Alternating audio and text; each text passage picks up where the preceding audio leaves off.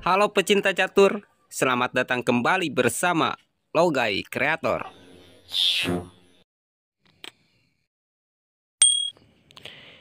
Italian game 44. Pion E4, pion E5, kuda F3, kuda C6, gajah C4. Dari posisi ini kan hitam kadang menggerakkan kuda ke D4. Kadang hitam membalas dengan pion ke D6. Kadang juga kuda ke F3 mengancam pion. Kadang gajah ke C5. Kadang pion ke F5 menggratiskan pion. Dari semua jawaban hitam tersebut, kita akan bahas semuanya. Di sini kita akan lihat permainan yang sangat singkat sekali. Hitam gajah ke C5. Putih memajukan pion ke D4. Pion kali pion, lalu pion ke C3. Setelah hitam pion kali pion, putih gajah kali pion, skak.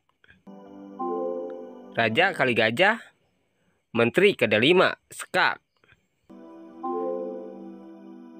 Jika raja bergerak ke E8, atau bergerak ke E7, atau bergerak ke F8, putih kali gajah, hitam kalah posisi, dan tidak dapat rokade. Jika raja geser ke G6, menteri ke F5, skakmat. Kita kembali lagi ke belakang, yaitu pada posisi setelah gajah ke C4. Tidak jarang pada posisi ini, hitam membalas dengan kuda ke F6 mengancam pion. Dan putih pion ke D4 menggratiskan pion M4-nya yang saat ini diancam kuda. Namun pada posisi ini, pion E5 hitam juga terancam pion. Jadi, mungkin saja hitam akan melakukan kuda kali pion atau pion kali pion. Jika hitam kuda kali pion, putih pion kali pion. Putih ini memberi ruang untuk hitam agar gajah bergerak ke C5. Ini tidak jarang dilakukan oleh hitam yang tidak tahu resiko dari gerakan ini. Pada posisi ini, pion F2 sedang terancam. Namun, pada posisi ini juga, putih dapat ruang untuk menyerang balik hitam dengan menggerakkan menteri ke D5, mengancam skakmat pada petak F7. Jika hitam mencoba melakukan skak terlebih dahulu juga dengan gajahnya, setelah raja geser, hitam dipastikan akan kehilangan salah satu perwiranya, karena hitam terancam skakmat di petak F7. Misalkan hitam rokade, menteri kali kuda.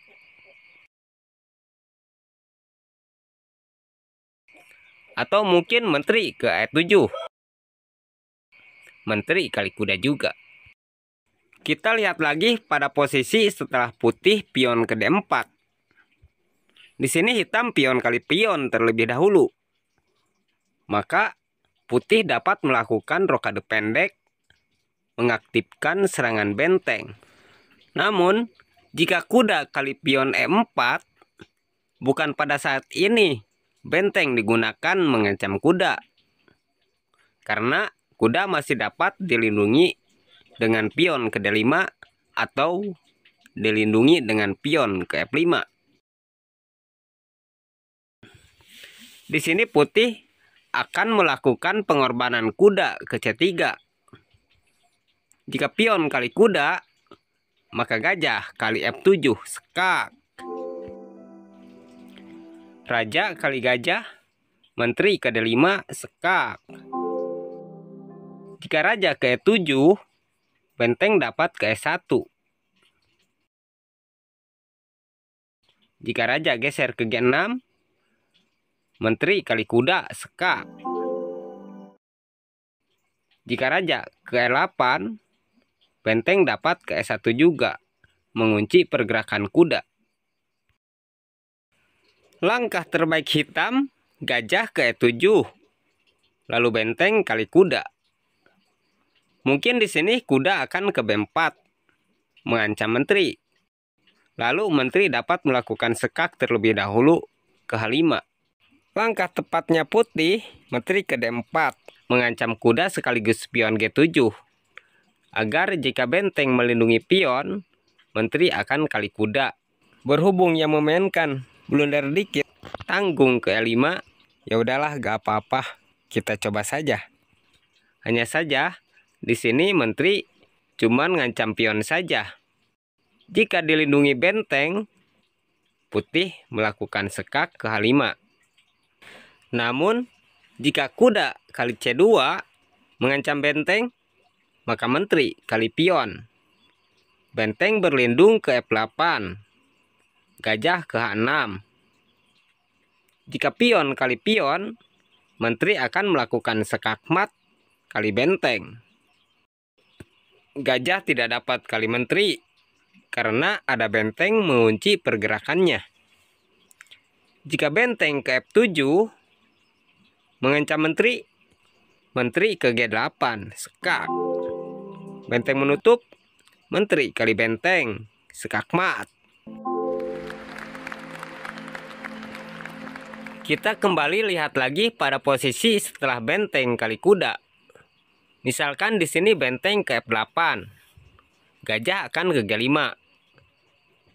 Hitam pion kali pion, lalu benteng ke E1, benteng ke F7, gajah kali gajah, kuda kali gajah, benteng kali kuda, sekak. Benteng kali benteng, menteri ke G8, sekak mat.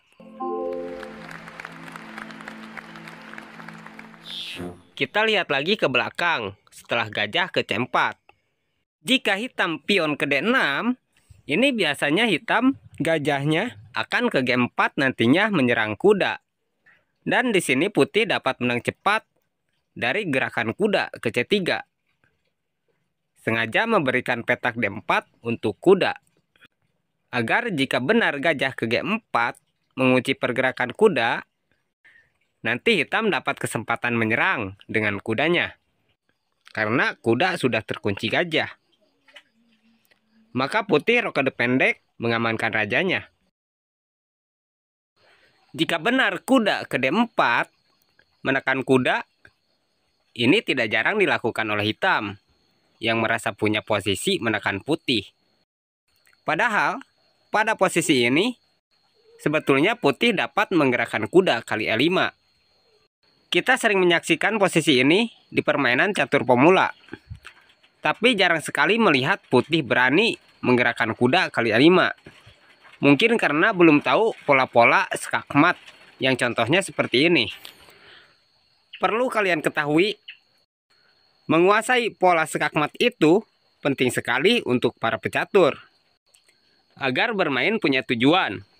Mau kalian bawa ke pola yang mana untuk mematikan raja lawan kalian.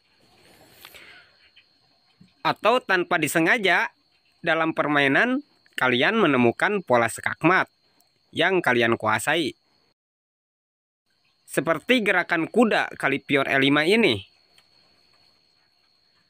Ini adalah punya tujuan untuk menghasilkan pola sekak mat seperti tadi. Yang akan terjadi jika gajah kali menteri. Di sini putih akan menyelesaikan permainan cukup dengan 2 gerakan saja. Gajah kali F7 sekak. Setelah raja geser, kuda ke D5, sekak mat. Dan untuk hitam dapat menghindari sekak mat seperti tadi, pada posisi ini, gerakan terbaiknya pion kali kuda. Dan menteri kali gajah. Putih gagal kepada tujuan pola sekak matnya. Dan kuda pasti kali pion mengancam benteng. Untuk pola sekak mat yang seperti ini, pernah kita bahas juga pada video Italian Game Part 1. Yang pada posisi ini, hitam membalas dengan kuda ke D4. Buat yang belum menontonnya, selamat menyimak gerakan-gerakannya. Dengan bergeraknya kuda ke D4 ini, Sebetulnya, hitam sedang memasang jebakan dengan menggratiskan pion E5 agar putih punya harapan sebuah posisi yang nampak akan menekan hitam, yaitu pada pion F7. Jika putih kali pion E5, hitam yang sengaja melakukan jebakan tidak akan melindungi pion F7-nya, tapi akan menggerakkan menterinya ke G5. Dan kuda E putih ini jadi terancam menteri. Jika dilihat oleh pemain putih yang tidak melihat ancaman yang sesungguhnya, mungkin ini akan dianggap hal sepele oleh putih dan akan melakukan sekak dengan gajah atau mungkin kuda kali F7. Jika putih melakukan sekak dengan gajahnya,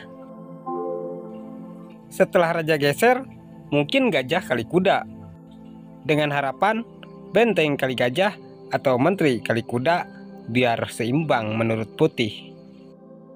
Padahal pada posisi ini, hitam punya gerakan yang sangat baik daripada menangkap gajah atau kuda, yaitu menterinya kali pion G2, mengancam benteng.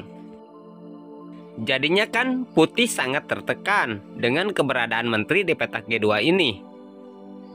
Jika benteng menyelamatkan diri ke F1, ini sangat fatal. Menteri kali pion sekak, dan putih hanya punya satu gerakan lagi, yaitu menutupnya dengan menteri. Menteri kali menteri, sekak mat. Kita kembali lagi pada posisi setelah menteri ke G4.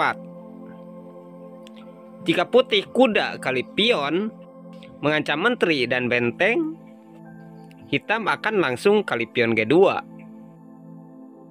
Jika kuda kali benteng, menteri kali benteng sekak, gajah menutup sekak, menteri kali E4 sekak, gajah menutup, kuda kali F2 sekak. Dan di sini putih terpaksa harus kehilangan menterinya. Menteri kali kuda, menteri kali menteri. Jika saat disekak dengan kuda tadi, raja geser ke F1, maka menteri ke H1, sekak mat. Kita kembali lagi ke belakang, yaitu pada saat kuda ke D4. Sekarang kita akan bahas menang cepat dari putih. Setelah putih mengetahui bahwa pion itu adalah racun, di sini putih dapat menggerakkan kuda ke C3. Ini memungkinkan hitam akan memajukan pion ke D6, melindungi pion sekaligus membuka serangan gajahnya. Lalu putih rokade pendek. Pada posisi ini, kita sering lihat hitam menggerakkan gajahnya ke G4, merasa punya kesempatan menyerang. Iya, memang sih, sepintas putih sangat tertekan, karena jika kuda melompat, menteri putih akan hilang. Padahal, pada posisi ini, justru sangat menguntungkan putih, karena putih dapat menggerakkan kudanya kali pion E5. Langkah terbaik hitam itu, pion kali kuda, dan menteri kali gajah. Jika tadi hitam tidak menyadari atau rakus, pasti akan kali menteri. Gajah kali F7 sekak.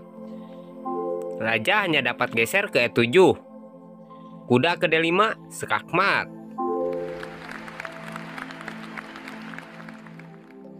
Jadi itulah menang cepat hitam dan putih. Setelah pion E4, pion E5, kuda F3, kuda C6, gajah C4, dan pada posisi ini masih banyak gerakan-gerakan yang akan kita bahas. Jadi tetap ikuti terus channel ini. Semoga bermanfaat. Sampai jumpa kembali pada part-part pembukaan Italia berikutnya.